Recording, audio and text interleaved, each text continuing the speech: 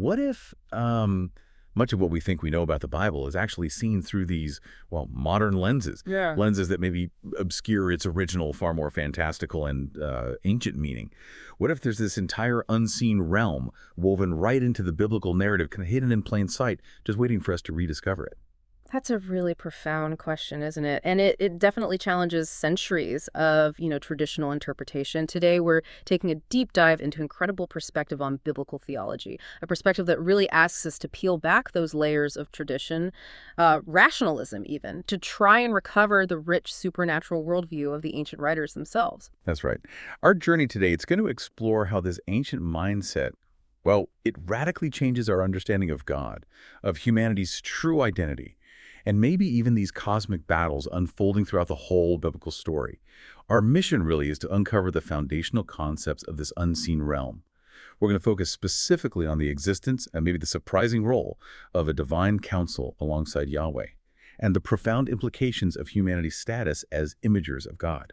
And then there's this unfolding cosmic conflict that seems to shape the entire biblical epic, from Genesis right through to Revelation. Yeah, and you'll discover some, I think, pretty surprising facts and powerful insights, things that might just change how you read your Bible forever, perhaps even how you understand your own place within this grand cosmic drama. Our primary source for this deep dive, and it's a really groundbreaking work that meticulously digs out this often overlooked ancient worldview, is The Unseen Realm by Dr. Michael S. Heiser. His scholarship, it just opens up a universe of understanding that honestly many of us have never encountered before. Okay, so if you're ready to have your maybe interpretive filters shattered in a good way, let's just jump right in. Shattering the filters, reading the Bible anew. So as modern readers, it's almost impossible not to come to the Bible with certain ideas already in place, right? We've been shaped by theological systems, by specific English translations, which carry their own interpretive weight, and maybe most powerfully by this deep-seated modern rationalism. That often makes it hard to grapple with the supernatural stuff. And this can inadvertently make us miss the original intent, the really vibrant supernatural context of the ancient biblical writers. Precisely. I mean, think about it. How many of us have absorbed influences from works outside the Bible, like classic literature, John Milton's Paradise Lost, for example? It's brilliant poetry, no question. But Milton's imagination, not necessarily the biblical text itself, has often shaped our popular understanding of Satan, demons, the unseen world. The core challenge, as Dr. Heiser really hammers home, is that our context is not their context. It's just not. Ancient people, the ones who actually wrote the Bible, they processed life in distinctly supernatural terms. It wasn't compartmentalized. They didn't separate God, angel, demons into neat little theological boxes like we tend to do. These beings were integral to their daily reality. But modern Christians, especially post-Enlightenment, often rely on a mix of creedal statements and, like you said, rationalism, which tends to keep that unseen spiritual element sort of at arm's length. We might believe in it, vaguely, but we rarely integrate it into our working theology the way they clearly did. Yeah, and here's where it gets really interesting, I think. Dr. Heiser points out that passages that don't quite fit our neat, often rationalized traditions, they often become what he calls problem passages. They get explained away or filtered out or just sort of marginalized as unimportant. Like maybe the biblical writers just slipped up there or something. Think about all those times God appears physically or wrestles with Jacob. Modern theology often tries to make those visions or metaphors when maybe the ancient writers just meant, yeah, God showed up. It's a common unconscious bias, absolutely. And it really limits our understanding. Dr. Heiser's own story with Psalm 82 is such a powerful example of this. He talks about how this one psalm, pretty short, seems kind of obscure, it just broke his filter. See, he had been taught, like many are, that the gods in Psalm 82 refer to human judges. That was the standard line. But when he actually dug into the Hebrew, looked at the broader biblical context, he realized that interpretation it didn't hold up. It didn't make sense. And that realization unveiled this whole supernatural worldview he hadn't really been taught, even with all his biblical and theological training. It was a massive turning point for him. It opened his eyes to this whole dimension of the biblical story that was right there, hiding in plain sight, you could say. But it was obscured by modern lenses that just preferred a less supernatural explanation. The fact that one psalm could reshape an entire academic career, that tells you something about the depth of this unseen realm we're talking about. Yeah. And that leads us straight to why it's so necessary to try and recover this ancient mindset, doesn't it? To really get what the biblical writers intended to say, what they just assumed their audience already knew. we kind of have to immerse ourselves in the intellectual world of the ancient Near East and the Mediterranean. We're talking second millennium BC all the way up to the 1st century AD. It's a huge span of time and culture. Right. And thanks to modern archaeology, digital scholarship, all that stuff, we actually have a vast amount of material available today that we didn't have before. Texts, inscriptions, art, cultural artifacts. It all helps us piece together that ancient worldview. We can start to grasp their cosmology, their understanding of divinity, humanity's place in the universe. And what's fascinating, or maybe frustrating, is how much meaning is truly lost when we try to force an ancient text into our modern interpretive box.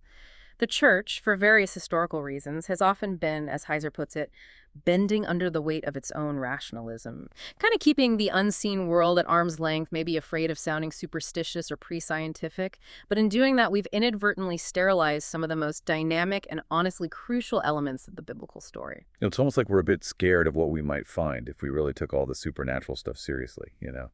We kind of want a Bible that fits neatly into our scientific, rational worldview, even if that means trimming away the bits that don't quite conform.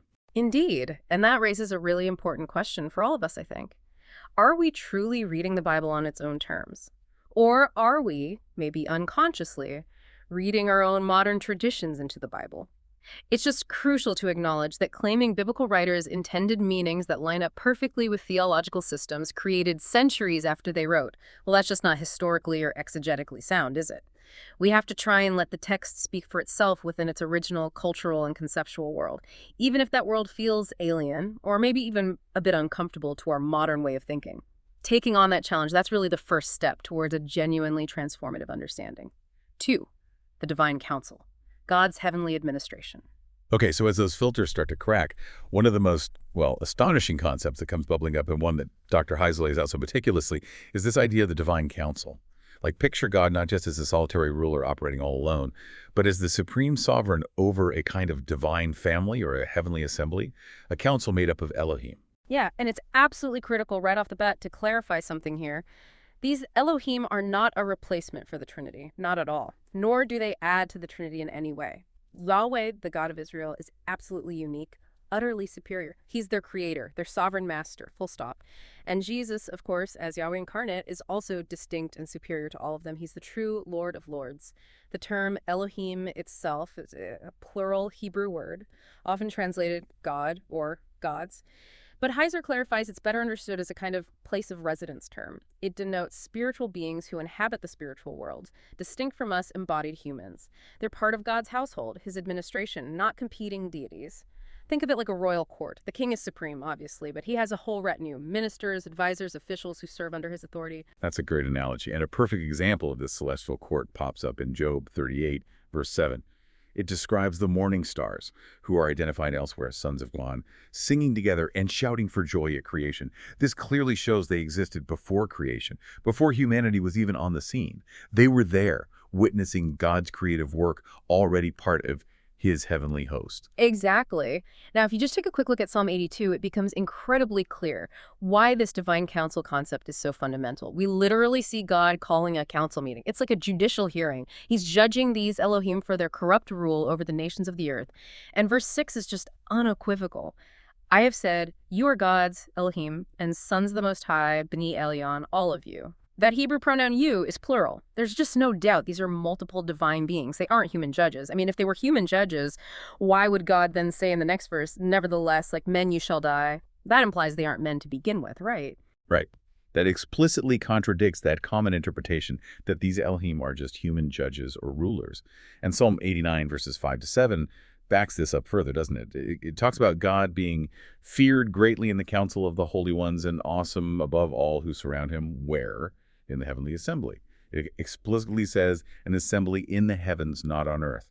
The language is just crystal clear. It's about divine beings, not some human court. So this isn't just some loose collection of spirits. It's like a structured, functioning heavenly administration. And this perspective, it really dismantles that common concern that biblical references to multiple Elohim must imply polytheism. The biblical authors were not polytheists in the sense of worshiping multiple supreme beings, not even close. They made a sharp distinction between Yahweh, the one true sovereign creator God, and these other created Elohim. They didn't assign attributes like omnipresence, omnipotence, omniscience, the things we associate with capital G God, to these other Elohim. Yahweh remains utterly unique in his attributes and his ultimate authority. It's a hierarchy, absolutely, not a pantheon of equals. Okay, but it does raise a natural question for a lot of us who are used to thinking of God as totally self-sufficient. Why? Why does God need a council? Why operate this way? That's the obvious question, isn't it? And the answer, in a way, is just as obvious. God doesn't need a council, just like is your world. He doesn't need people. He isn't dependent on humans or other divine beings for his plans to work out. Not at all. He could accomplish anything just by thinking it, by speaking a word. We see that in Genesis 1. But the scriptures seem incredibly clear that he chooses to use them. He chooses to involve his creation in working out his plan. He uses them not because he's somehow incomplete without them, but because he actually desires to share his governance, to work through his creation, both the human kind and the divine kind. It seems to be part of his benevolent nature to delegate, to invite others into his glorious purposes. So what about the nature of these divine beings then? If they're part of God's administration, are they perfect? Are they infallible? That's a really crucial point. Heavenly beings are created beings. That's fundamental. This means they are made of something, even if that something is invisible to us. They have substance, and therefore they are inherently inferior to the uncreated Yahweh, who alone is self-existent. Invisibility doesn't automatically mean non-materiality. They seem to have spiritual bodies, maybe a celestial flesh, as Paul calls it later. And here's the key thing. Like humans, they possess genuine free will, and because they have free will, they are imperfect. Only God is perfect in possessing and exercising his attributes. This imperfection means the potential for error, for disobedience. It exists even in the divine realm. And as we're going to see, that potential tragically becomes reality in the biblical narrative. 3. Humanity's cosmic role. Imagers of God on earth. Okay, so let's shift from the unseen realm of that divine council to our own realm, to us. Let's explore humanity's really profound cosmic role, especially this idea of our imager status. The term imager might sound a bit strange, but Genesis 1.26 tells us humankind was created as God's image. It's not like an ability we have, like, being good at math or something. It's a status. It's what we are. To be human is to image God. It's our fundamental essence, our core purpose. That's a really critical distinction, yeah. And when Genesis 1.26 uses that plural language, let us make humankind in our image after our likeness, and then immediately shifts to singular language in verse 27. So God created humankind in his own image. It's not just a linguistic quirk, or even just a subtle nod to the Trinity, though it doesn't exclude that possibility. Heiser argues it implies that both of God's families, the human one and the non-human one, the divine council, actually share this imaging status. The other Elohim in the divine council are also imagers, operating in the unseen realm. While we are the imagers designed for the visible earthly realm, we're created to reflect God's nature and his rule in our sphere, just as they were meant to do in theirs. Wow. So what does that really mean for us practically? It means we are God's chosen representatives, his administrators right here on earth. We're meant to mirror the heavenly council's role, but in the physical world, designed to extend his presence, his character, his righteous rule across the entire creation, like divine viceroys almost, entrusted with this huge mandate. Exactly right. And this leads directly into what theologians often call the dominion mandate in Genesis 1.28, where humanity is commanded to be fruitful and multiply, subdue or rule over the earth. Humanity's original task was absolutely monumental. It was to extend Eden, which wasn't just a garden, but God's home, his sacred space, the dwelling place and headquarters of his divine council, to extend that across the entire earth. The goal was to transform the whole planet into a global sacred space, a place reflecting God's presence and order, a place of no lack, mirroring paradise itself. And Eden itself, the way it's described in Genesis, it was distinct from the rest of the earth, wasn't it? It was a lush garden, sure, but also depicted as a mountain, a place of divine presence, kind of like those holy mountains where ancient Near Eastern deities were believed to live. God called the rest of creation very good in Genesis 1.31, but very good isn't necessarily perfect in the sense of being ultimate sacred space, right? That's a key distinction, and it becomes even clearer after the fall, doesn't it? Adam and Eve are kicked out of Eden. That shows it was a specific, hallowed location separate from the general earth. It was like a microcosm of the perfected creation God intended. Okay, so that distinction really helps us see humanity's original job. Yeah. make the whole earth like Eden. Exactly. God could have snapped his fingers and done it himself, obviously. But he chose to create human imagers to accomplish this for him. He issued the decree, he empowered them, and he tasked them with making it happen. It just highlights God's profound commitment to working through his created beings, sharing his purposes, inviting them into his grand project. He designed us for co-regency from the start. This amazing plan, this incredible delegation of authority, it came with a massive risk, didn't it? The risk of free will for both the human imagers and the non-human ones. Absolutely. Both human and non-human imagers possess genuine free will. They can make real choices. And this means the potential for error, for rebellion, for disobedience is always present. Why? Because, as we established, only God is perfect. This truth meant that trouble could happen in paradise. And of course, tragically, it did. God's decision to create free imagers, beings capable of love and genuine relationship, necessarily involved this inherent risk, this possibility of rebellion. And this challenges some modern theological systems, doesn't it? The ones that sometimes assume God's foreknowledge requires predestination, that everything must be meticulously planned out and predetermined because God knows it all in advance. Right, but you look at passages like, say, 1 Samuel 23, God foreknows specific outcomes, like the men of Keilah betraying David if he stays. But David's choice to leave actively alters that outcome. God knew what would happen if, but David's free choice changed the actual events. So God's foreknowledge doesn't seem to negate genuine freedom. Precisely. Evil doesn't originate from God's direct prompting or some divine decree of predestination, not according to this view. Rather, evil is the perversion of God's good gift of free will. It arises from the choices made by imperfect imagers, whether they're human or divine. What we choose to do genuinely matters within God's sovereign plan. He's decreed the ultimate ends, yes, but he works through the means provided by his loyal imagers. And the choices of disloyal ones have real, devastating consequences that God then has to address within his overarching plan.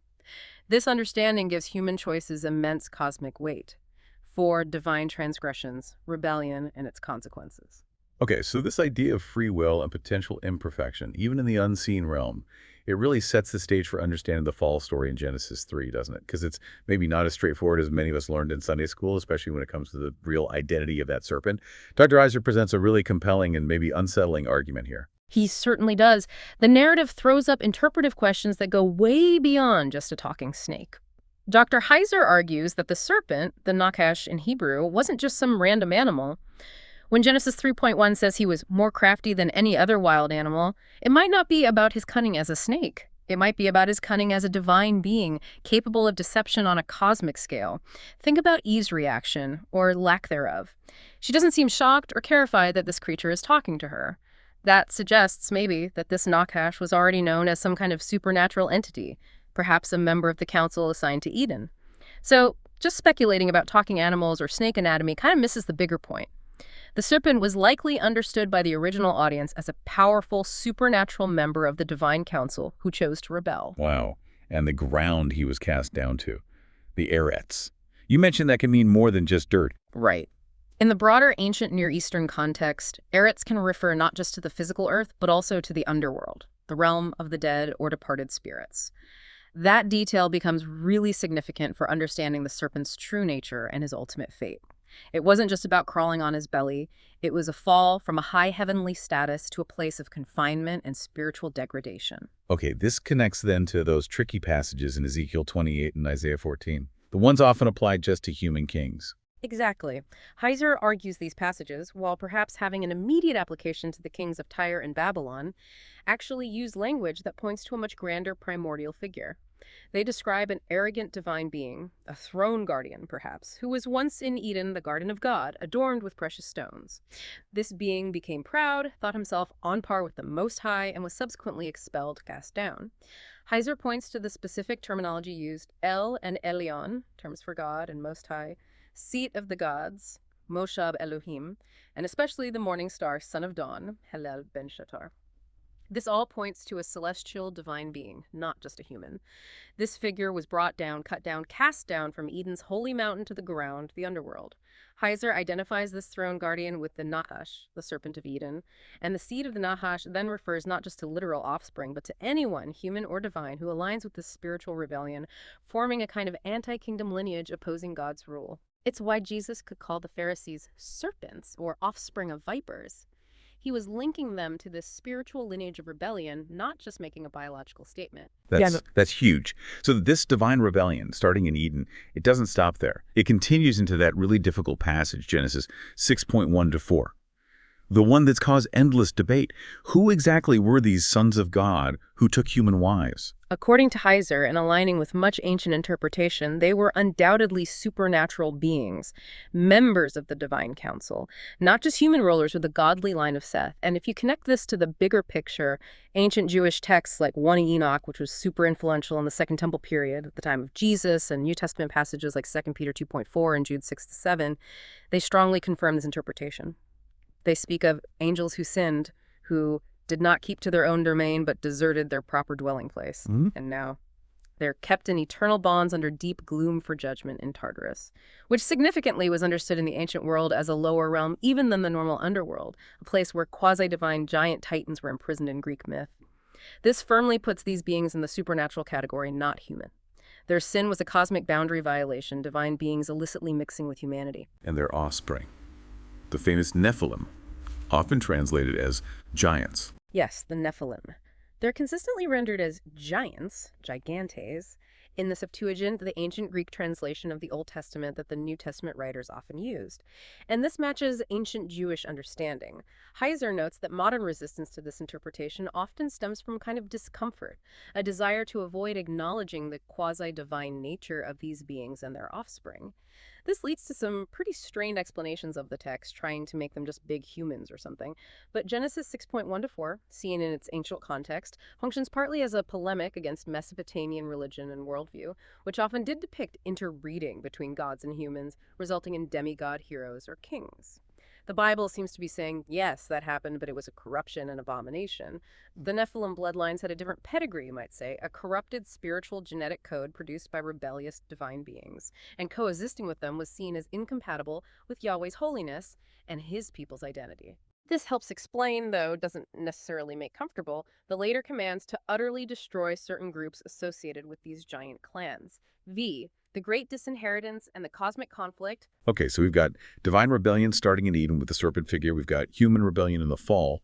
And then this introduction of quasi-divine bloodlines further corrupting the earth through the Genesis 6 incident. This really sets the stage for another absolutely pivotal moment in biblical history. The judgment at Babel and what happened afterwards with the nations. It really does. After the flood, remember, God's command to humanity was clear. Scatter, fill the earth, spread out, take his image everywhere. But what does humanity do? They congregate at Babel or Babylon. They try to centralize power. They build a tower to reach the heavens, which wasn't just about height. It was about trying to bring God down to them on their own terms, maybe through occultic or astrological means associated with ziggurats. It was a direct act of defiance against God's plan for humanity to image him across the whole earth. So God intervenes. He confuses their languages, scatters them across the earth. And this act has profound and often overlooked implications for the cosmic drama. Right, and this is where we see Yahweh taking this drastic step, what Dr. Heiser calls the great disinheritance. He essentially disinherited these rebellious nations. He abandoned them in a sense, placing them under the authority of lesser Elohim members of his own divine council. This is laid out in that crucial, but often misinterpreted or ignored, passage, Deuteronomy 32, verses 8 and 9.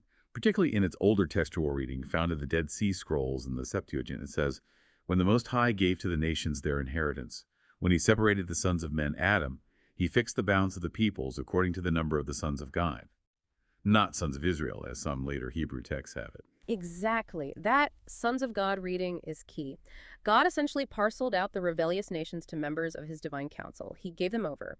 And the traditional number of these disinherited nations, 70, found in Genesis 10's Table of Nations.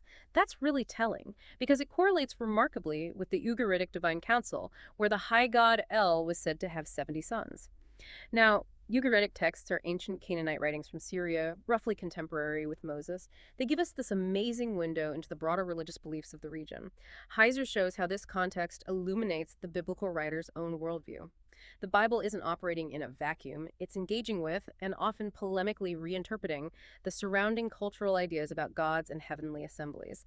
But this wasn't just punishment without a plan. God immediately, right after Babel in the Genesis narrative flow, calls Abraham why? To create a new people, Israel, as his own portion, his treasured possession. And through Israel, his ultimate plan was to bless and eventually reclaim all those disinherited nations. This initiated a long-term strategy of cosmic reclamation, turning this Babel catastrophe into a pathway for redemption. And this ancient worldview, this cosmic map with nations under hostile divine rule, it deeply influenced later biblical writers too, didn't it? Like the Apostle Paul. Oh, absolutely. Paul's understanding of the rulers, archons of this age, the spiritual forces of evil in the heavenly places, you see this in Ephesians 2.2, 3.10, 6.12, this directly reflects that cosmic geographical worldview rooted right back in Deuteronomy 32. And what's fascinating here is the linguistic connection.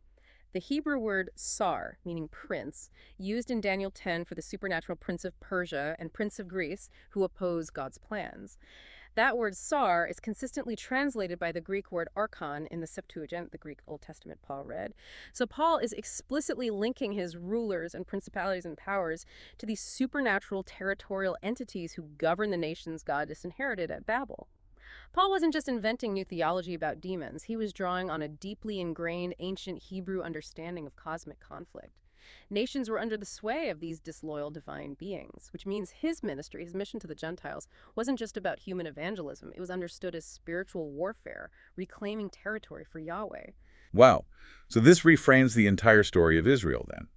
From the very beginning, it's fundamentally about ongoing spiritual warfare against these disloyal divine powers. Take the Exodus, for example. It wasn't just about escaping human slavery in Egypt. No, it was Yahweh's direct, powerful confrontation with Pharaoh and the gods of Egypt. Remember, Pharaoh was considered divine, the son of Re, the sun god. He was Re's imager on earth, responsible for maintaining Mat, the cosmic order, the balance of life itself. The plagues, seen in this context, become acts of spiritual warfare. Yahweh systematically attacks and dismantles the cosmic order supposedly maintained by Egypt's pantheon, the Nile turning to blood. That's an attack on Hapi, the Nile god, the darkness. An attack on Ra, the sun god himself. Frogs, Heket, livestock die, Hathor or Apis. Each plague was a targeted assault on a specific Egyptian deity, demonstrating Yahweh's absolute supremacy over them all.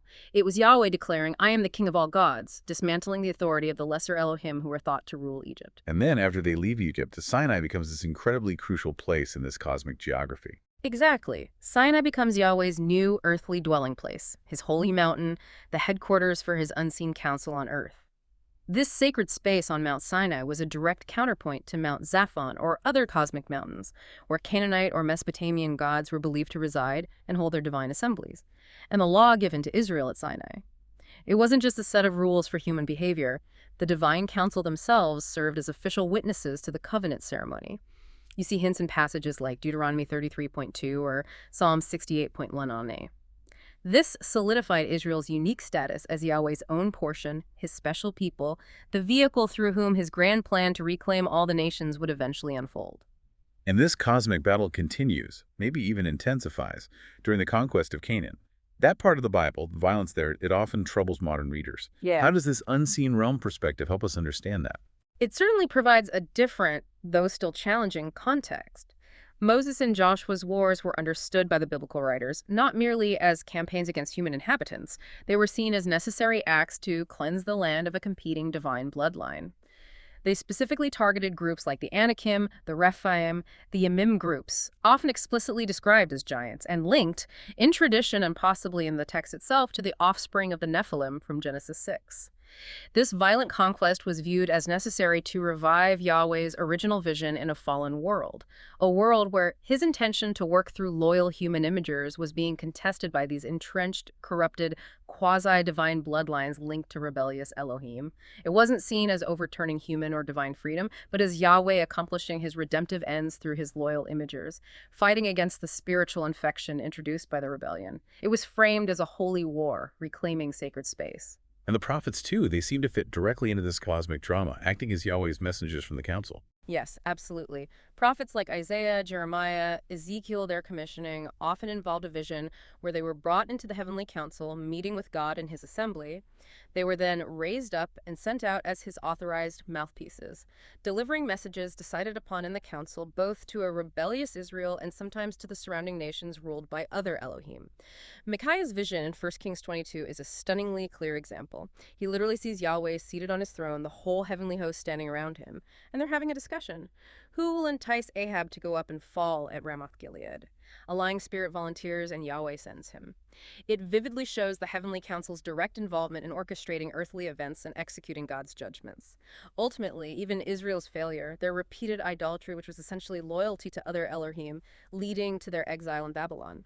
That wasn't just a political catastrophe. It was a punishment, yes, but it also set the stage for a new phase of divine intervention, pivoting the cosmic conflict towards its ultimate resolution. 6. The Messiah's intervention, the kingdom already begins. And that new phase, that ultimate solution, it centers entirely on the Messiah, doesn't it? The Old Testament, especially when you read it through this ancient supernatural lens, seems to provide really clear hints that Israel's final Davidic king wouldn't actually be human.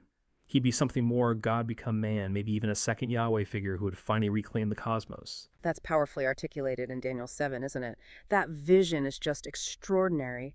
We see one like a son of man, a human figure, yet clearly more coming with the clouds of heaven, which is language usually associated with Yahweh himself. He comes to the Ancient of Days, God the Father, and what happens? He receives dominion and glory and kingship over all peoples, nations, and languages, an eternal kingdom. This Son of Man is presented unmistakably as a second deity figure. He's distinct from the Ancient of Days, yet he shares divine authority, receives worship, and possesses eternal dominion. And then, crucially, Daniel says this kingdom is ultimately given to the holy ones of the Most High. That's his human followers. It signifies this profound idea of joint rulership. It's not just Jesus ruling alone, but his people, his restored imagers ruling with him. That sets the stage for our ultimate destiny, which we need to talk about. And Jesus himself seems directly connected to this concept of embodying Yahweh's presence. Yeah. You mentioned him being called the name in John 17 when he prays, "I have manifested your name." Yes. That concept taps right into the Old Testament idea of the angel of Yahweh. This mysterious figure often appears, speaks as God, acts with divine authority, sometimes even receives worship, and crucially, Yahweh says, "My name is in him." The name wasn't just a label, it signified the very essence, authority, and presence of Yahweh himself. Heiser argues this idea is applied directly to Jesus. He is the embodiment of the name. So when Paul quotes Joel in Romans 10:13 saying, "Everyone who calls upon the name of the Lord will be saved," he's applying that Old Testament passage about calling on Yahweh directly to calling on Jesus. Jesus is the ultimate revelation of the Godhead, the one through whom God's power, presence, and salvation are fully made known and accessible. Okay, so Jesus' entire ministry then, it becomes this intense cosmic confrontation, a kind of new ultimate exodus, fulfilling and escalating that spiritual warfare that started way back. Absolutely. His baptism and wilderness temptations show this perfectly. The baptism is depicted almost like a new Exodus event. Jesus, as the true Son of God and the representative King of Israel, succeeds where the nation failed in its own Exodus. The Father declares his pleasure, the Spirit descends, and his temptation immediately after, in the wilderness, that's a direct face-off with the devil, with Satan, who, in this worldview, after the disinheritance of the nations at Babel, had essentially taken control over the domain of the wilderness, the desolate places outside God's direct rule through Israel. Satan offers Jesus the kingdoms, the disinherited nations. Jesus resists and defeats him, succeeding where Israel failed in their wilderness wanderings when they succumbed to worshiping other gods, hostile divine powers. He proves his authority over the very forces of rebellion right from the start. And then there's that incredibly powerful scene later at Caesarea Philippi. Jesus talking about the gates of hell. The location itself is hugely significant in this cosmic worldview, isn't it? Oh, massively significant. Jesus specifically chooses the region of Caesarea Philippi, which sits at the foot of Mount Hermon.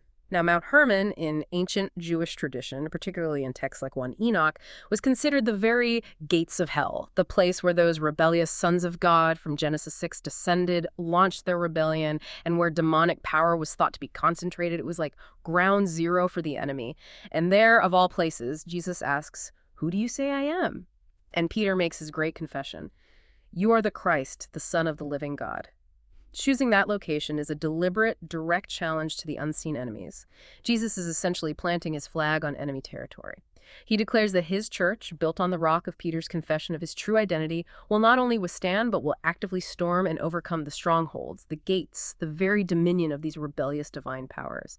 It's a declaration of cosmic offensive, not just defense. Wow. And right after that pivotal moment comes the transfiguration. Exactly. The transfiguration happening significantly on a high mountain, Mark 9.2, recalling Sinai and other divine mountains, is this incredible display of Jesus' intrinsic divine glory.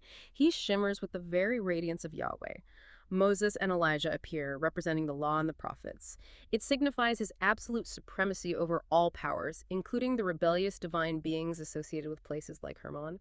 It's a glimpse of his ultimate triumph and the glory that awaits his followers, his loyal imagers. Even the crucifixion itself, the ultimate confrontation, is described with this cosmic struggle in view. Think of Psalm 22, which Jesus quotes on the cross, my God, why have you forsaken me?" That psalm vividly describes the sufferer being surrounded by strong bulls of Bashan. Now, Bashan in the Old Testament worldview was infamous territory. It was associated with Og, the giant king, one of the last Rephaim linked to the Nephilim. It was seen as unholy ground, a center of demonic power, the polar opposite to Sinai, God's holy mountain. So Jesus' agony on the cross is portrayed as being surrounded by these symbolic demonic Elohim. This reveals the intense spiritual warfare unfolding at the cross itself, as the powers of darkness seemingly gathered for their kill, believing they had finally won. But their victory was incredibly short-lived, wasn't it?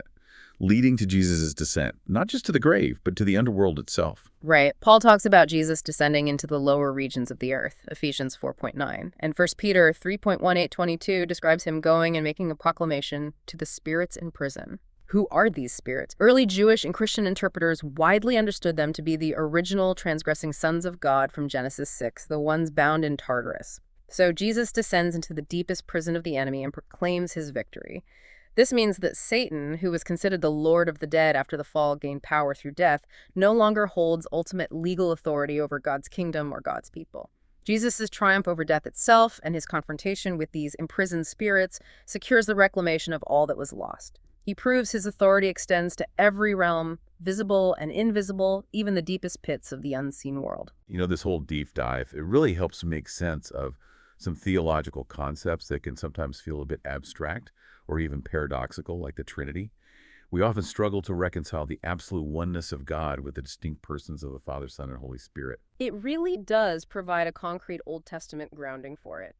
Heiser argues that this sometimes blurry distinctions between Yahweh, the angel of Yahweh, who acts as Yahweh but is also distinct, and the Holy Spirit in the Old Testament provide the essential source material for later Trinitarian theology. You see passages like Isaiah 63, where the Spirit is grieved by Israel's rebellion, acting almost personally alongside Yahweh. Or Ezekiel 8, where the Spirit lifts the prophet and shows him the glory of Yahweh. You see Yahweh, the angel, sometimes called the Word or Wisdom in other traditions, and the Spirit interacting, sometimes seemingly interchangeably, sometimes distinctly, but always unified in the divine essence and purpose. That Old Testament allowance for a second Yahweh figure, a visible manifestation distinct from the unseen Father, helps us understand how the first Christians could identify Jesus as fully God and the Spirit as fully God, yet maintain their distinctness from the Father, all without abandoning Jewish monotheism. It emerges from the Hebrew Bible's own complex portrayal of God. Okay, so we have the kingdom already inaugurated by Jesus through his life, death, resurrection, and ascension. His victory is won. But it's also clearly not yet fully realized in the world. Which brings us to Pentecost, that crucial theme of gathering the nations back. Exactly. Pentecost is huge in this framework. The geographical reach of the gospel that begins there, chronicled in Acts that deliberate east to west sweep through the nations listed in Acts 2, representing the known world, it represents a profound theological reversal of Babel. At Babel, humanity was united in rebellion, and God scattered them by confusing languages.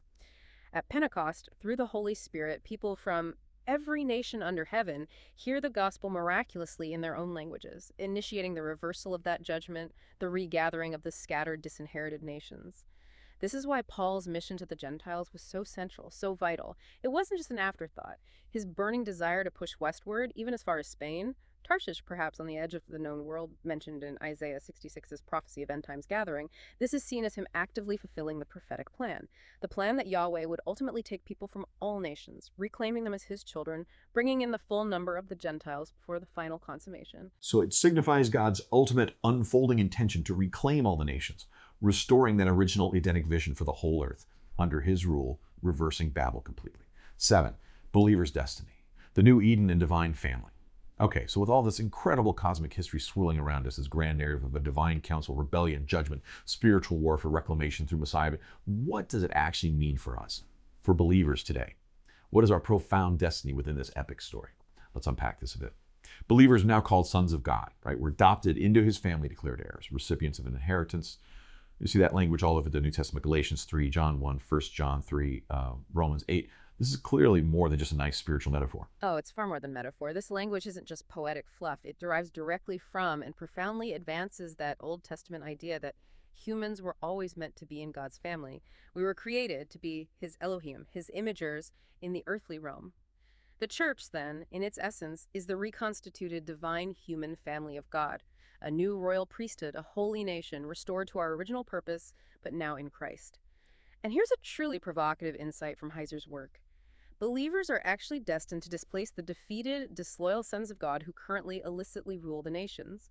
When believers inherit the nations and rule the nations with Jesus at the end of days, language you see clearly in places like Revelation 2 and 3, Psalm 2, we will literally displace those corrupted divine sons of God from Deuteronomy 32.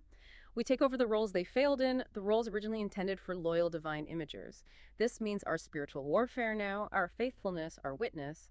It isn't just defensive, holding ground. It's part of a cosmic offensive, preparing us for and participating in the reclamation of territory for God's coming kingdom, with us as the future co-regents with Christ. That is, yeah, that's mind-blowing. So our destiny includes something truly profound, this idea of glorification, being given celestial bodies. We're not just aiming for fuzzy harps on clouds. Not at all. The Bible is clear. Believers will be made like him, like Jesus, 1 John 3.13. We will become divine, small divine, obviously, in the sense of becoming immortal, incorruptible, glorified imagers of God, fully conformed to Christ's own resurrected, glorified image. Paul talks about this in 1 Corinthians 15. He speaks of a spiritual body that is raised in incorruptibility, a celestial flesh, different in glory from our current terrestrial flesh. This isn't just our soul floating off somewhere. It's a bodily resurrection, but into a new kind of body suited for the new creation. To be conformed to the image of his Son, Romans 8.29, to be transformed into Christ's glory body, Philippians 3.21, is ultimately to become the same image as a divine being, sharing in Christ's attributes of incorruptibility, immortality, and glorious presence. And think about that promise in Revelation 2.28, to give the overcomer the morning star. That directly links back to the Old Testament's astral terminology for divine beings, the morning stars of Job 38.7, the original sons of God. Receiving the morning star signifies sharing in Christ's authority, his identity, participating in his joint rule over the reclaimed nations. We are being restored to our full, glorious, divinely imaged purpose as members of God's family council. It all culminates then in the eternal state, which Revelation describes not as some ethereal, non-physical existence, but as a renewed heaven and a renewed earth, a global sacred space, the ultimate fulfillment of that original Edenic vision. Exactly. Revelation describes believers as overcomers who inherit and inhabit a new Eden, a restored creation.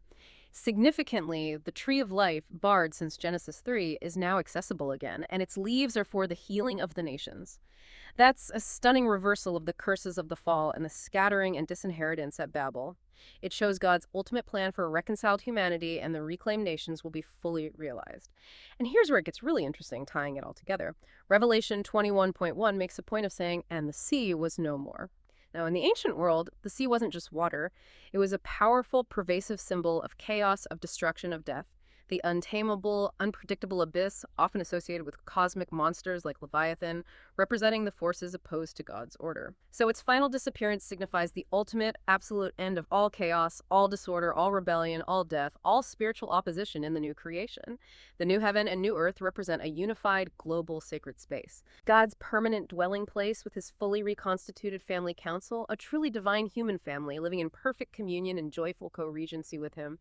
It's the complete realization of his original breathtaking Edenic vision for all creation. Wow. Okay, so we've journeyed through this incredible ancient worldview that really uncovers a sweeping cosmic epic. A supernatural God, his divine counsel managing the unseen realm, humanity's original glorious purpose as God's imagers on earth. Then a profound rebellion, starting in the unseen realm, spilling over with tragic consequences for humanity, a great disinheritance, nations given over to disloyal divine beings.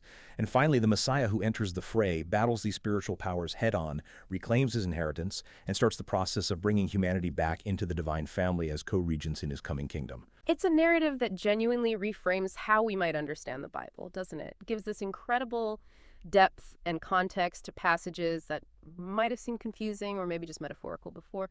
So the question for you listening is, how does knowing about this unseen realm, this backdrop of cosmic forces at play, of spiritual battles happening now, of divine destinies waiting, how does that change your understanding of the challenges, the struggles, even the joys you face today? What might it mean for your daily choices, knowing that, as Heiser puts it, what we choose to do is an important part of how things will turn out in this grand, unfolding cosmic drama? Yeah, it's definitely more than just, an interesting theological concept. It feels like an invitation. An invitation to see the world and the Bible itself through a truly ancient and frankly astonishing lens. Maybe consider how embracing this unseen realm perspective not only deepens your appreciation for the whole biblical story, but how it might also redefine the nature of what we call spiritual warfare and your own incredible destiny within God's grand unfolding plan. It really pushes you to ask, if this is the reality of the cosmos, what then should my response be? What does it mean to be a loyal imager today